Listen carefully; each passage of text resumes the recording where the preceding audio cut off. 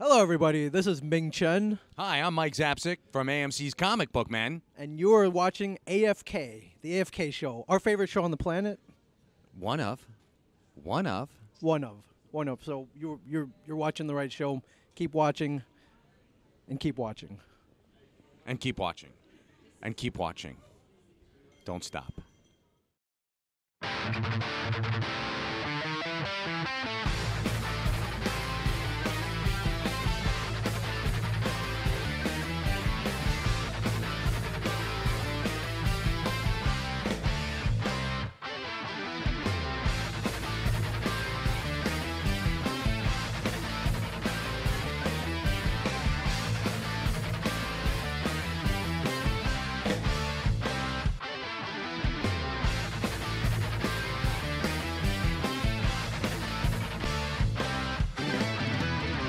This is Robert with the AFK Show. We are at Comicpalooza 2014. I'm here with Mike Mignola. Mignola. Close. Mignola. Really close. It's That's right. way too early. Everybody gets it wrong.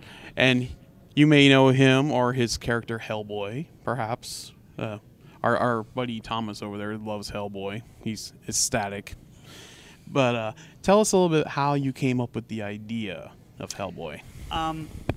I had been doing Marvel and DC stuff for 10 years, and at some point you realize, at least for me, I came up with a whole list of things I really wanted to draw, and I just wasn't getting scripts with that in it. So at some point you realize if you want to do that stuff, you're going to have to make it up for yourself. And I had plotted a Batman story for DC that was a straight-up supernatural ghost story thing. Right. And I really liked doing it, and I thought, I want to keep doing these. I want to keep making up my own stories, but do I sandwich other people's characters in there, or if I know the kind of stories I want, why don't I just make up my own guy, that's designed, go for broke, designed do it. for that, yeah. Make what you want to make. And I figured it wouldn't last long. I thought I would do the 4 issues for Dark Horse. Fortunately, Dark Horse wanted me to do something. I'll do the 4 issues for Dark Horse. Probably won't sell, and then I'll limp back and do whatever I can, out there. But it worked well enough that I was able to keep doing it. Yeah, it kind of become a pretty popular character. We actually saw yesterday. We saw a little Hell Baby wandering around. Yeah, I saw a woman Hellboy yesterday. I saw 2 little kids as Hellboy. It's cool. I mean, it's at this point, I've been doing it 20 years. You take a certain amount of that stuff for granted, but it's weird that you end up taking that for granted. You're used to seeing people dressed up as your character, so it's cool. It's certainly worked out much better than I could have ever imagined. And kind of tell a little bit about the process of submitting a new character to the publishers, because I know I have several that I've created that I would love to get published at some point. It was a completely different planet for me when I started this stuff. I mean, even I started in comics in '82, did Hellboy in probably '93. I started the deal with Hellboy, but I had achieved enough success. Mm-hmm. I wasn't an unknown guy. I had a couple commercial books behind me at Marvel and DC, and then a bunch of us got together. When a bunch of us were working on creator-owned stuff at the same time. Frank Miller, Dave Gibbons, Art Adams, heavy hitter guys, and we all walked into Dark Horse together. Frank was already there doing Sin City, so it wasn't like I had to submit anything. We walked up to Mike Richardson at a party and said, we all want to do our creator-owned books for you, and we want the same deal you're giving Frank Miller.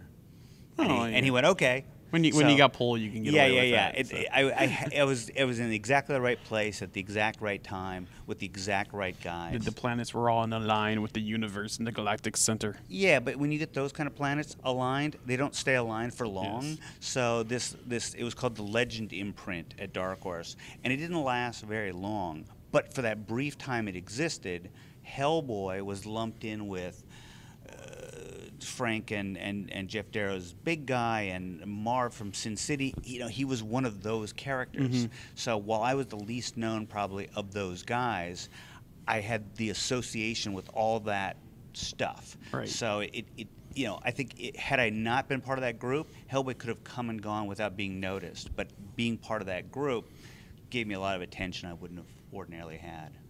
Cool. One final question. We know we've had 2 movies so far.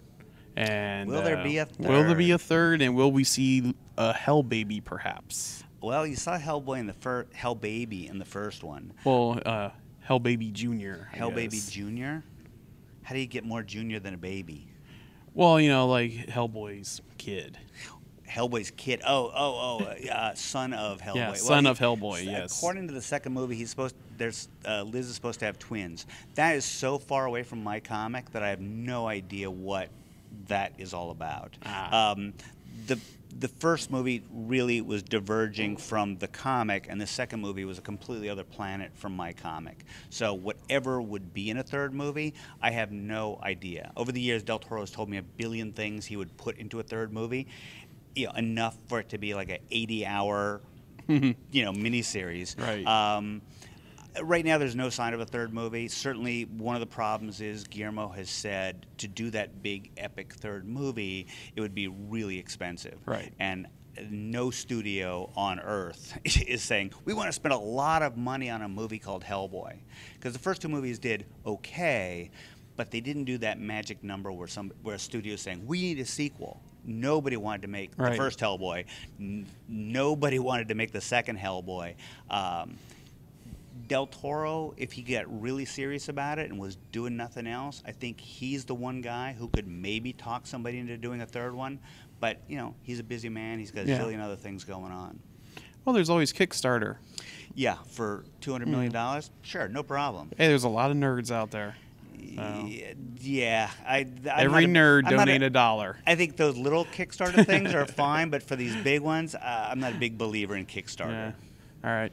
Well, it has been a pleasure talking with you. Cool. Thank you. And we look forward to seeing you again sometime. All right.